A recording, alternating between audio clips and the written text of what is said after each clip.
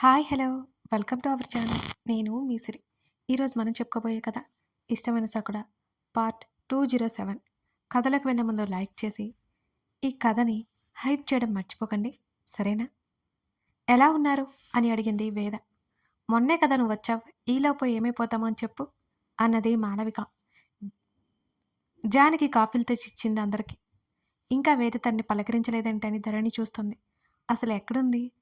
Black trouser, off white టాప్లో జుత్తు కొంచెం పెరిగి అది కూడా సగం కనిపించేలా క్యాప్ పెట్టి చెవులకి చిన్న చిన్న స్టర్స్ మాత్రమే పెట్టి వాళ్ళందరి మధ్య ధరణి బుజ్జికొక పిల్లలా అనిపించింది వేదకి.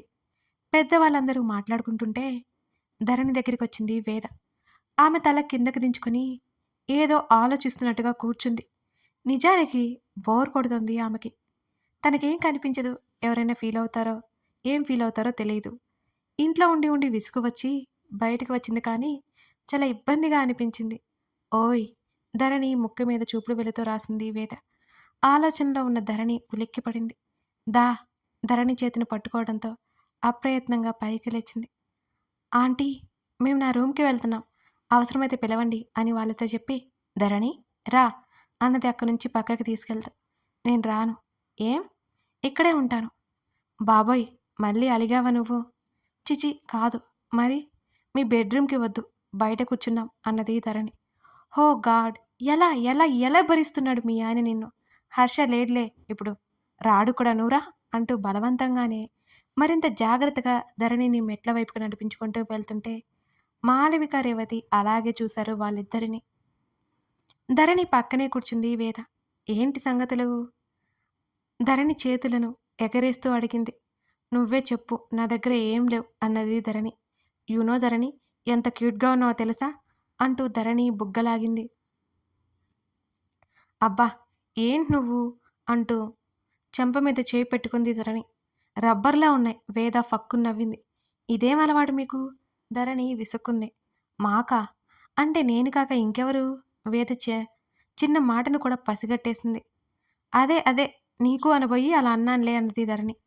ఛా, నువ్వు చెప్పేది చెప్పిన నమ్మేస్తాననుకుంటున్నావా ఏంటి? నిజంగా చెప్తున్నాను వేద. సరే నమ్మేద్దాం, కానీ నీకోసం గగన్ ఎక్కడా?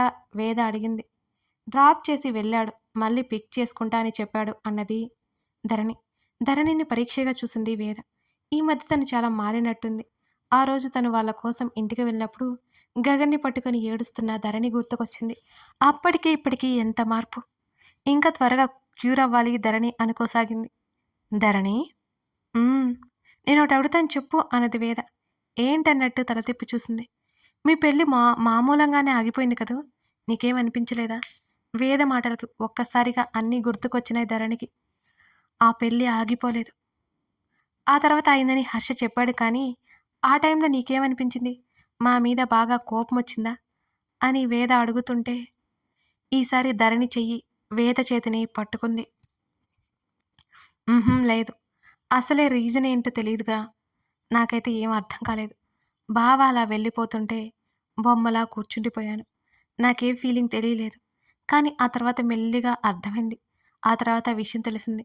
నా లైఫ్లో ఫస్ట్ టైం బావని అంతగా దిగులు పడ్డం చూశాను మీకు యాక్సిడెంట్ అయినప్పుడు అని ధరణి చెప్తుంటే వేద కళ్ళు తడి అయ్యాయి. Thank you. ఆ ఫీలింగ్ ఆమె గొంతులో తెలియనివ్వలేదు. ధరణి చిన్నగా నవ్వి ఊరుకుంది. ధరణి స్థానంలో ఇంకెవరైనా ఉంటే ఆ రోజు గగన్ అంత ప్రశాంతంగా ఉండడు కదా. అరే, మీ లవ్ స్టోరీ నాకెప్పుడు చెప్తావు నువ్వు? వేద ఊరుకోలేదు. చెప్పాను కదా అలాంటిదేమీ లేదు అన్నది ధరణి. అబ్బా, పదే పదే ఇదే మాట. నిజంగా చెప్తున్నాను, ఏం లేదు. దేవుడా, ఎలా స్వామి, ఎలా వేగాలి ఈ అమ్మాయితో అత్యంత దీనంగా అన్నది వేద. ఆమె అన్న విధానానికి ధరణికి నవ్వొచ్చింది. నువ్వెందుకు వేగుతావు నాతో చెప్పు అంది ధరణి. ఇదంతా నా ఫ్రెండ్ గురించి దిగులు నాకు అన్నది వేద. అబ్బో, మరే నిజమే కదా, ఇలాగే అలుగుతుంటావా గగన్ దగ్గర? తెగ క్యూరియాసిటీతో అడిగింది వేద. అలిగినా యూజ్ ఉండదు, తిరిగి నా చేతే సారీ చెప్పించుకుంటాడు, అదేంటో నాకు అర్థం కాదు అంటూ అమాయకంగా పెదవి విరిచి చెబుతున్న ధరణి మాటలకు వేద గట్టిగా నవ్వింది. ధరణి నాలుక ఖర్చుకుంది. వావ్, భలే ఉన్నారే మీ ఇద్దరు. మనకి అలగడాల్లాంటివి ఉండవు, గట్టిగా గొడవ వేసుకుంటే గాని మనశ్శాంతి ఉండదు అని వేద చెబుతుంటే ధరణి నవ్వుతూ చూసింది. ఒకసారి మేము డార్జిలింగ్ వచ్చాం. ఎందుకు వచ్చామో నాకు కూడా తెలీదు అన్నది ధరణి. అవన్నీ గుర్తుకొచ్చాయి. మా దగ్గరికే తీసుకొచ్చినట్టున్నాడు. కానీ మేము ఢిల్లీలో ఉండడంతో మేము వచ్చేసరికి మీరు వెళ్ళిపోయారు. లేకపోతే అప్పుడే మీట్ అయ్యేదాన్ని నిన్ను. మంచిగా ట్రైనింగ్ ఇచ్చేదాన్ని నీకు అంటూ ధరణి బుగ్గలాగబోతుంటే చప్పున చెయ్యడ్డు పెట్టుకుంది ధరణి. వేదకి నవ్వొచ్చి మళ్ళీ నవ్వింది. ధరణి, ఇంత క్యూట్‌గా ఉండకూడదు తెలుసా? అన్నది వేద. ధరణికి నవ్వొచ్చింది. తను ఎలా ఉందో ఊహించుకోగలదు. అందరూ ఎందుకు అబద్ధం చెప్తారు తనతో? తనని ఊరడించడానికేనా? తన బావ, తన అత్త, తన తల్లి, ఇప్పుడు వేద కూడా. అబద్ధం. నేను ఎలా ఉన్నానో నాకు తెలుసు. ధరణి ముఖంలో నవ్వు మాయమైపోయింది. కానీ తెచ్చుకోవడానికి ప్రయత్నం చేసింది. ఓయ్! నేను నిజమే చెప్తున్నాను. ఆగాగు. ఇప్పుడు ఫోటో తీసి నీకు తర్వాత చూపిస్తే గానీ నీకు అర్థం కాదు అంటూ ధరణి వారుస్తున్నా సరే వేద ఫోటో తీసింది. ఇప్పుడు చూడు మీ ఆయన కుళ్ళుకునేలా చేస్తాను అన్నది వేద. ఏం చేస్తున్నావు వేద? ప్లీజ్ వద్దు వద్దు ధరణి కంగారుగా అన్నది. ఆగు నువ్వు అంటూ ధరణితో పాటు 4 సెల్ఫీలు తీసుకుంది వేద. ధరణి బుగ్గ మీద ముద్దు పెట్టి ఒకటి, ధరణి భుజం చుట్టూ చెయ్యేసి ఒకటి, ధరణి భుజానికి తలా నుంచి మరొకటి, ఇలా చిత్ర విచిత్రంగా ఫోటోలు తీసి అతనికి సెండ్ చేసేసింది. అసలు ఏం చేస్తున్నావు నువ్వు అని అడిగింది ధరణి. అర్థం కాలేదు ఆమెకి. మనం ఎప్పుడు ఫోటోలు తీసుకోలేదు కదా, అందుకే తీస్తున్నానులే కానీ భలే వచ్చాయి తెలుసా అన్నది వేద. వేద, ఇప్పుడు నాకు ఇష్టం లేదు, డిలీట్ చేసే ప్లీజ్ అంది ధరణి. ఊరుకో నువ్వు, ప్రతిదానికి ఫీల్ అవుతూనే ఉంటావు. ఈ గెటప్లో ఎంత బాగున్నావో. ఎంత చెప్పినా వినే రకం కాదని వేద ధరణికి అర్థమైపోయి ఇక మిన్నుకుండిపోయింది ఆ ఫోటోల గురించి మాట్లాడక. హర్ష గారికి దండం పెట్టొచ్చు అన్నది ధరణి ఉక్రోషంగా. ఏం? వేద నవ్వింది. నిజంగానే నిన్ను భరిస్తున్నందుకు. ధరణి అలకగా మాట్లాడుతుంటే వేద మరింత గట్టి గట్టిగా నవ్వింది. సరే గాని అలాగే చేద్దాంలే. మా వాడు చేసిన విన్యాసాలు నీకు తెలియక ఇలా మాట్లాడుతున్నా. ఎన్నెన్ని చేశాడో తెలిస్తే నువ్వు షాక్ అయిపోతావు. నీకేం తెలుసు బాబు. అమ్మాయిల నుంచి కాపాడుకోలేక చచ్చాననుకో అని వేద చెప్తుంటే ధరణికి క్యూరియాసిటీ పెరిగిపోయింది. అవునా అని అడిగింది అదే ఆశ్చర్యంతో. ఆ, హర్షకి నేనంటే ఇష్టం లేదు. ఇష్టం అంటే ఇష్టం ఉంది కానీ పెళ్లి చేసుకునేంత ఇష్టం లేదు అన్నది వేద. లేదు, నువ్వంటే చాలా ఇష్టం అతనికి. నేను చూశాను. నువ్వు హాస్పిటల్లో ఉన్నప్పుడు, నువ్వు హాస్పిటల్ బెడ్ మీద ఉన్నప్పుడు అతను ఎంత బాధపడ్డారో నేను చూశాను. లైఫ్లో ఏం లేదన్నట్టు ఫీల్ అయ్యారు. ధరణి చెప్తుంటే వేద పెదవులు అందంగా విచ్చుకున్నాయి. ఇప్పుడు హర్షకి నేనంటే ఎంత ప్రేమో నేను చెప్పలేను. ఒకప్పుడు సంగతి చెప్తున్నాను అన్నది వేద. మరి మీ ఇద్దరి పెళ్లి ఎలా జరిగింది అని అయోమయంగా చూసింది ధరణి. ఏది ఏమైనా మా పెళ్లి జరగడానికి మీ ఆయన హస్తం కూడా ఉందిలే. ఈ విషయంలో నేను గగన్‌కి రుణపడి ఉన్నాను అని అన్నది వేద. ధరణికి అర్థం కాలేదు. అతనికి ఇష్టం లేకుండా అసలు పెళ్లి ఎలా చేసుకున్నాడు మరి అని అడిగింది. వేద గుర్తు చేసుకుంటూ నువ్వు చాలాసేపు కూర్చునే ఉన్నావు, పడుకో అంటూ బలవంతంగా ధరణిని పడుకోబెట్టింది వేదవతి. చెప్పు చెప్పు ఎలా? ధరణికి మరింత ఉత్సాహం వచ్చేసింది వేద లవ్ స్టోరీ తెలుసుకోవాలని. ల్యాంప్ టేబుల్ దగ్గర ఉన్న వాళ్ళిద్దరి చిన్న ఫోటో ఫ్రేమ్ని చేతుల్లోకి తీసుకుంది వేద. ఆమె ఆలోచనలు మెల్లిగా గతంలోకి వెళ్ళినాయి. మేఘన సడన్గా ఎక్కడికి వెళ్ళిందో ఎవరికి అర్థం కాలేదు. గగన్, హర్ష ఎవరికి వారే ఆమె గురించి కనుక్కోవడానికి ప్రయత్నం చేసినా సరే మేఘన ఎక్కడుందో ఎవరికీ తెలియలేదు. ఆమె తప్పిపోతే వెతకగలరు కానీ ఆమె కావాలని వెళ్ళిపోతే ఎక్కడని ఆమెని పట్టుకోగలరు? అంతేకాదు ఆమె చేసిన పనికి కోపంగా ఉంది గగన్‌కి. ఒక మనిషికి ఒక మనిషి తనని అవాయిడ్ చేస్తుందంటే పూర్తిగా ఆ మనిషిని దూరం పెట్టేసే స్వభావం గగన్‌ది. వేద చదువయిపోయింది. ఆమె హాస్పిటల్‌లో ప్రాక్టీస్‌కి వెళుతోంది. హర్ష కూడా అక్కడే అకాడమీలో జాయిన్ అయ్యాడు. గగన్ తన తండ్రి తర్వాత తమ వ్యాపారాలు పగ్గాలు పట్టుకోవడానికి సిద్ధమవుతున్నాడు ఆ సమయంలో. ముగ్గురు వీలు చూసుకుని కలవడం మామూలే వాళ్ళకి. ఓ రోజు హర్ష ఇంటికి వచ్చేసరికి వేద హాల్లో కూర్చుని జానకితో ముచ్చట్లు పెడుతోంది. తన తండ్రికి మాత్రమే వేద బాగా తెలుసు. తన తల్లితో అలా మాట్లాడుతుంటే హర్ష షాక్ అయ్యాడు. హేయ్ హర్ష, ఎక్కడికి వెళ్ళిపోయావు నువ్వు? నవ్వుతూ కళ్ళెగరేసింది వేద.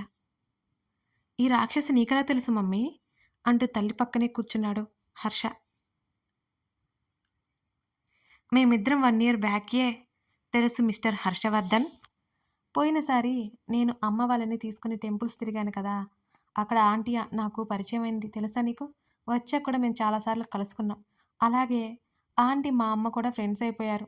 వేద హుషారుగా చెప్పింది. అతడు కళ్ళు తేలేశాడు. నేనే కాదు, మా మమ్మీ కూడా నీకు భలే తగిలింది అనగానే ఆమె కళ్ళు చిన్నవి చేసి కోపంగా చూసింది హర్ష వైపు. హర్ష, అలా మాట్లాడకు, కొడుకుని మందలించింది జానకి. నీకు తెలియదులే మమ్మీ, నన్నెంత టార్చర్ పెట్టిందో ఈ రాక్షసి. అసలు నీకు తెలియని విషయం ఉంది. డాడీ చేత కూడా నన్ను తిట్టించింది. హర్ష కచ్చగా చెప్తుంటే వేద బలవంతంగా నవ్వాపుకుంది. ఆంటీ, నేనేం చేయలేదు. ఓ రోజు అంకుల్ కాల్ చేశారు. హర్ష కాల్ లిఫ్ట్ చేయట్లేదని. ఫ్రెండ్స్‌తో పార్టీ ఉందట అంకుల్, వెళ్ళాడు అని చెప్పాను. హర్ష అదే చెప్పింది. నేను కూడా అదే కదా చెప్పాను. అంకుల్ పెద్దవారు. ఆయనకు అబద్ధం ఎలా చెప్పమంటారు? మీరే చెప్పండి ఆంటీ.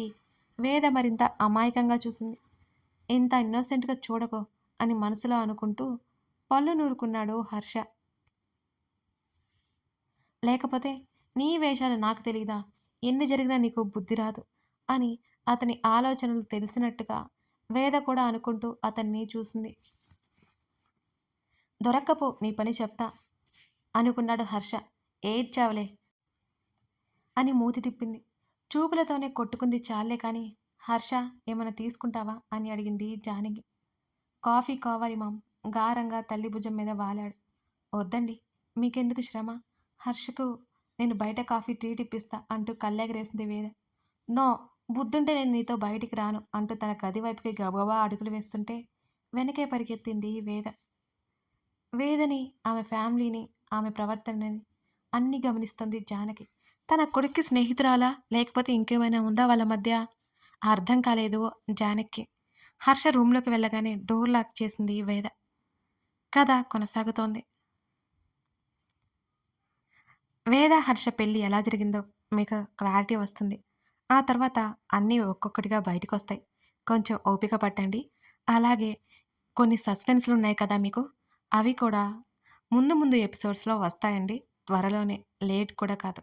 మీరు ఎప్పటిలా స్టోరీని ఫాలో అయ్యి, ఈ కథని నన్ను లైక్స్‌తో, మీ కామెంట్స్‌తో, మీ హైప్స్‌తో ఎంకరేజ్ చేస్తారని ఆశిస్తున్నాను.